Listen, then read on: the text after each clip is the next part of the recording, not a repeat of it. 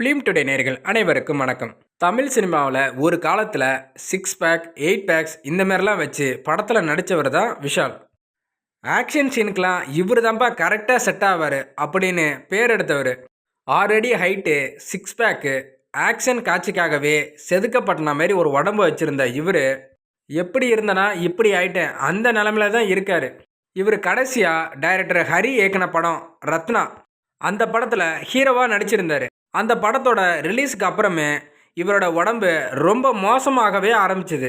சமீப காலமாக எந்த ஒரு நிகழ்ச்சிக்கும் வெளியில் வராமல் இருந்தவர், அவர் நடித்து கிட்டத்தட்ட 12 வருஷத்துக்கு அப்புறம் ரிலீஸ் ஆகிற மதகஜராஜா படத்துக்காக ப்ரொமோஷன் ஒன்றுக்கு வந்திருந்தார்.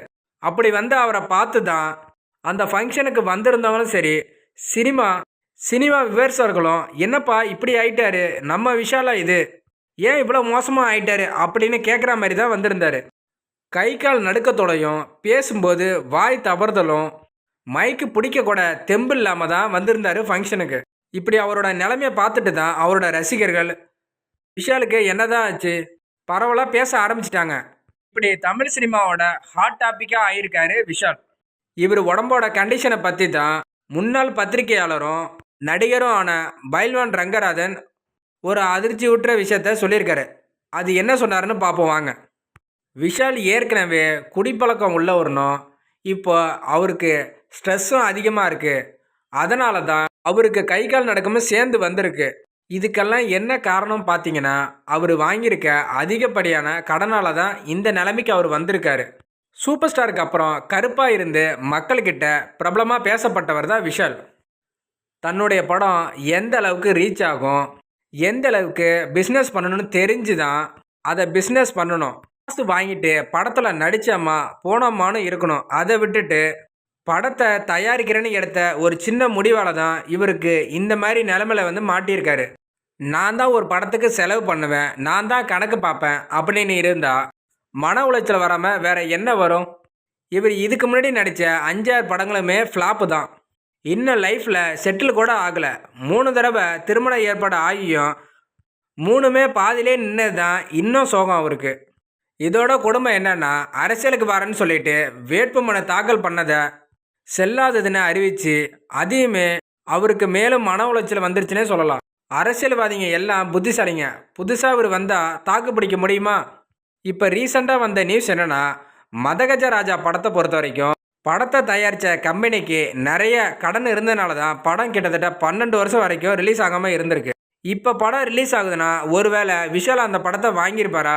அதுக்கு வாய்ப்பே இல்லைன்னு தான் சொல்லணும். ஏன்னா இவருக்கு ஏகப்பட்ட கடன் இருக்குது. இந்த நிறைய கடனால் அவரால் எந்த படத்துலையும் நடிக்கவும் முடியாது, எந்த படத்தை வாங்கவும் முடியாது. அப்படியே ஏதாவது ஒரு படத்தில் நடித்தாலும் அந்த படத்தோட ரிலீஸ் அப்போது கண்டிப்பாக கடன் கொடுத்த எல்லாருமே கேஸ் போட்டுருவாங்க. எங்கள்கிட்ட வாங்கின கடனை கொடுத்துட்டு நீ படத்தை ரிலீஸ் பண்ணிக்கோன்னு சொல்லிட்டு. அவருக்கு நெருங்கிய நட்பு வட்டாரங்களை என்ன சொல்கிறாங்கன்னா, அவருக்கு உடம்புலலாம் எந்த பிரச்சனையுமே இல்லை, அவரோட மனசில் தான் எல்லா பிரச்சனையும்.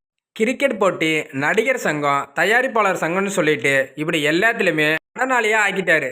அவருக்கு இப்போதைக்கு உதவி பண்ண யாருமே இல்லை சினிமா இண்டஸ்ட்ரியை பொறுத்த வரைக்கும். இவர் இந்த அளவுக்கு கஷ்டப்படுறதுக்கு அவரோட வாய் தான் காரணம். நடிகர் சங்க கட்டிட்ட பிறகு தான் கல்யாணம் பண்ணிப்பேன் அப்படின்னு ஒரு ஸ்டேட்மெண்ட்டை விட்டார். நடிகர் சங்க கட்டணமும் கட்டல, கல்யாணமும் கிட்டத்தட்ட 3 தடவை ஸ்டாப் ஆயிடுச்சு. ஆடாத ஆட்டம்லாம் ஆடினா இப்படி தான். குடும்பமே சினிமாவில் இருந்தும் இவருக்கு ஹெல்ப் பண்ண யாருமே தயாராக இல்லை. இத்தனையும் இவருக்கு ஒரு சொந்தக்கார் கூட இல்லை. ஒரு படத்தை தயாரித்து நடித்து அந்த படம் சரியாக போகலைன்னா மற்ற ப்ரொடக்ஷனில் படம் பண்ணலாம். ஆனால் இவர் என்ன பண்ணுறாரு? நஷ்டம் ஆனாலும் பரவாயில்லன்னு சொல்லிட்டு அடுத்தடுத்த படம் இவரே தயாரித்தா பின்ன கடன்காரனும் ஆகாமல் எப்படி இருப்பார்? இவருக்கு பிடிச்ச 7.5 சனி என்ன தான்? இவரோட வாய் தான். மைக்கு கிடச்சிட்டா போதும், யாரை வேணாலும் எப்படி வேணாலும் பேசலான்னு நினச்சிட்ருக்கு. உதயநிதியும் விஷாலும் இவருக்கு ஃப்ரெண்டு தான்.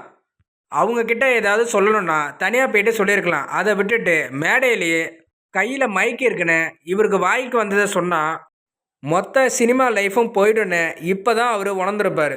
தமிழ் சினிமாவில் 6 பேக், 8 பேக்ஸ் இப்படி படத்துக்காக உயிரை கொடுத்து நடிக்கிறவன்ல விஷாலும் ஒருத்தவர். ஆனால் அதனால் என்ன யூஸ்? பவுடரும் தண்ணியும் குடித்தா உடம்பு சரியாயிடுமா? எந்த நேரத்தில் சாப்பிட்ணுமோ அந்த நேரத்தில் சாப்பிட்டு நல்ல தூக்கம் இருந்தால் தான் எந்தவித பிரச்சனைக்கும் ஓரளவுக்கு ரிலீஃப்ங்கிறது கிடைக்கும். இவர் ரிலீஃப் ஆகி கண்டிப்பாக நிறைய படத்தில் நடிக்கணும் அப்படி தான் எனக்கும் ஆசை அப்படின்னு அவரோட பாணியிலே சொல்லியிருக்காரு பைல்வான் ரங்கநாதன். இவர் சொல்கிறத பார்த்தா விஷாலுக்கு இருக்க கடனுக்கு இனிமேல் எந்த படத்துலையும் நடிக்க முடியாத மாதிரி தான் இருக்குது. இந்த பிரச்சனை எல்லாமே முடிஞ்சிட்டு சீக்கிரமாக ஒரு கம்பேக் கொடுங்க தலைவா அப்படின்னு சொல்லிட்டு தான் விஷாலோட ரசிகர்கள் சமூக வலைதளங்களில் பதிவிட்டு வர்றாங்க. இவரோட கண்டிஷனை பார்த்தா இன்னும் கொஞ்சம் மாதத்துக்கு அவர் ரெஸ்ட் எடுத்துட்டு அதுக்கப்புறம் நடிக்க வரலாம்.